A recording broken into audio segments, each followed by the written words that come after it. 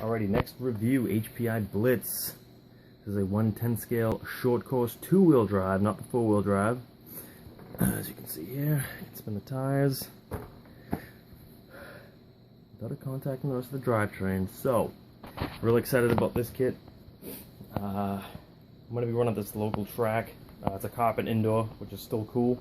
It's awesome, actually stays a lot cleaner and gets a lot of grip. So I'll even be able to use these tires. This is a non-brushless, it's brushed.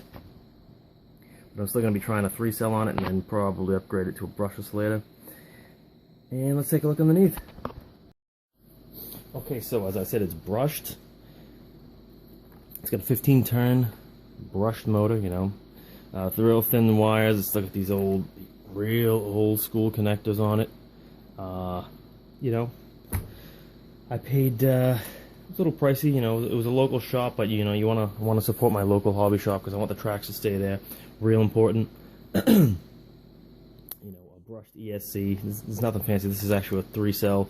I do not recommend leaving this Tamiya plug on here. This is just something temporary. I don't have my soldering iron. My buddy's got it.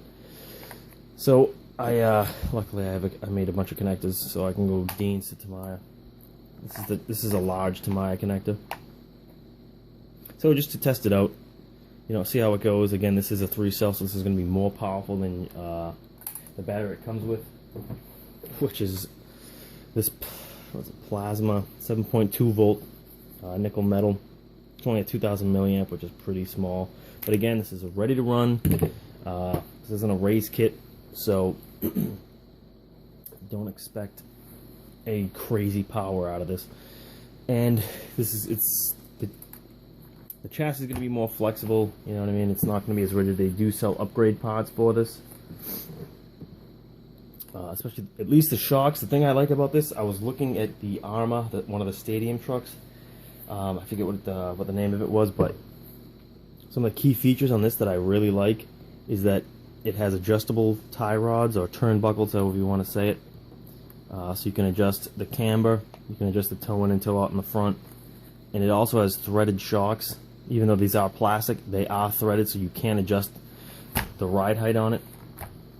The ride height front and rear, as well as, you know, change the springs. You can put stiffer springs in there, and of course the shock oil. I'm going to be, you know, changing all these as many steel fasteners as I can to aluminum and titanium that I can, just to take some weight off of this thing.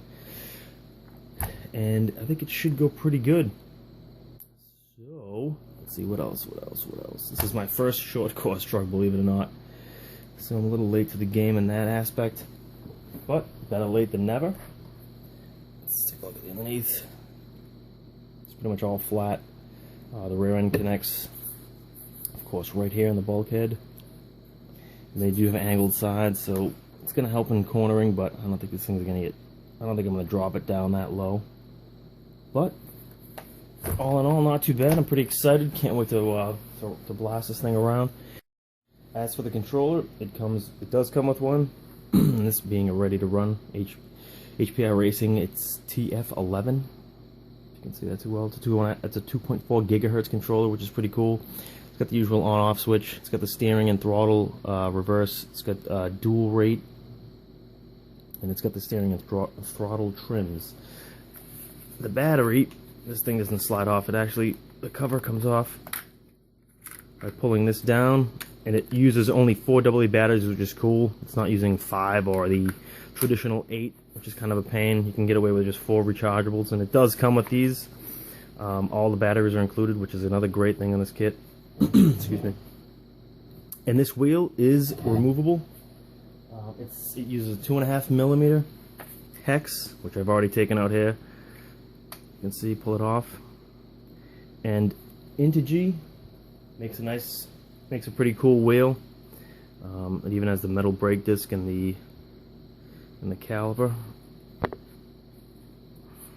See if I can zoom in here. So that's pretty cool. All metal wheel.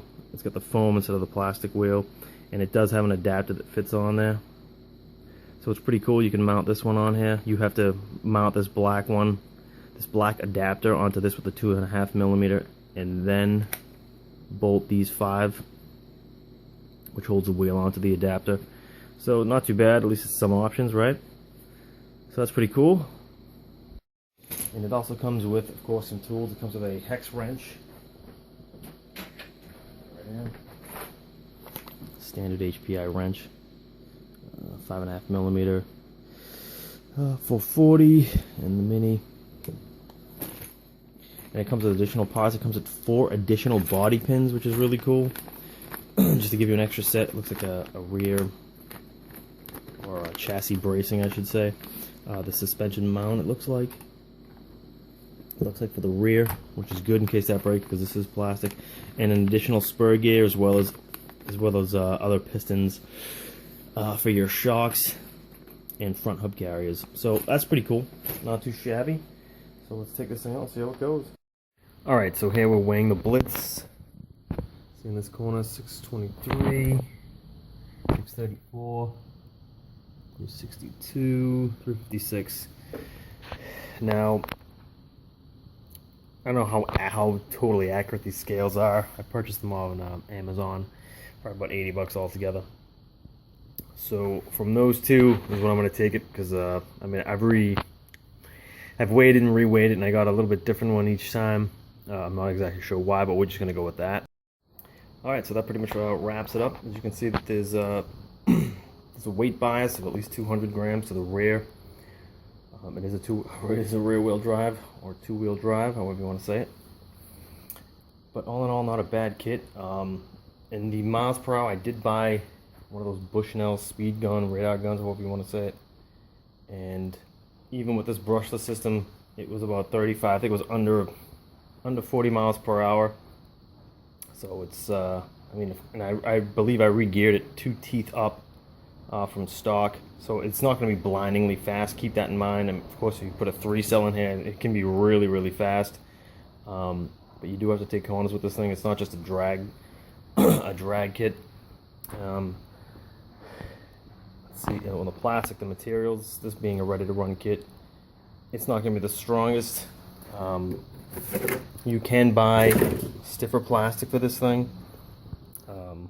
Doesn't seem very too bolted. This is just the way the kit's bolted together. But if you can see in the arms,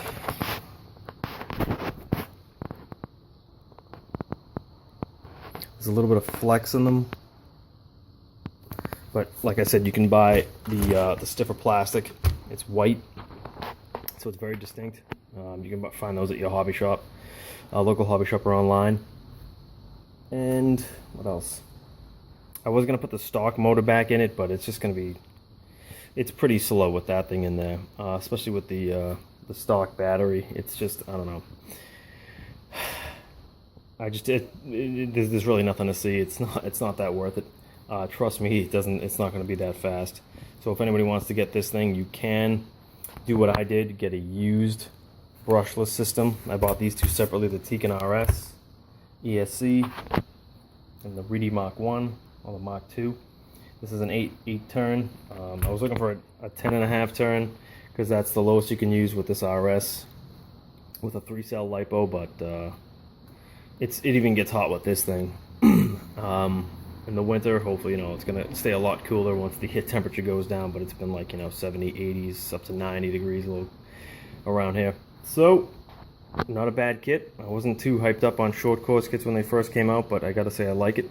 They're pretty easy to drive, and I haven't, I put some aluminum bits on this, the brushless system, but I haven't even changed the shocks on this thing. I mean, everything is pretty much stock, some aluminum wheel nuts, and that's pretty much it. I mean, so not too bad. I paid like $280, but it's from a local hobby shop that I wanted to support, so I didn't mind paying a little bit extra. They have a track, and I like using it. So that's pretty much it. It wraps up this review of the Blitz from HPI.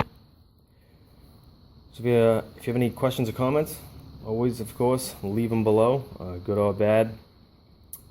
And thanks for watching.